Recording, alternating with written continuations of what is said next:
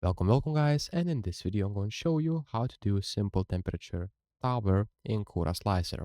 So basically what you'll need to do is go to the Cura, click on Marketplace and search for calibration figures, and you'll see calibration shapes and auto towers generator.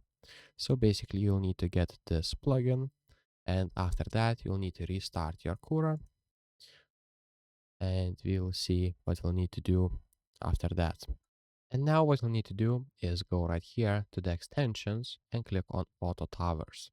And here you'll see the temperature tower. So click on the temperature tower, and right here you'll need to select your material. So I'll go with PLA, click OK, and it will generate a temperature tower for you. And now you'll need to slice it, and basically you will test your temperature. So if this video was helpful, please make sure to subscribe to Guide to Everything, comment down below for the algorithm, and see you in the next one. Peace.